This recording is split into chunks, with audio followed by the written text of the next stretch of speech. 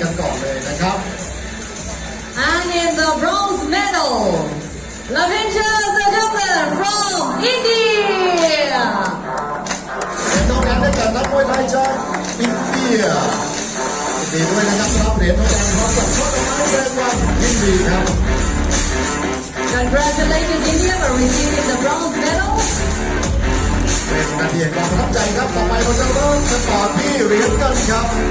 Silver medal.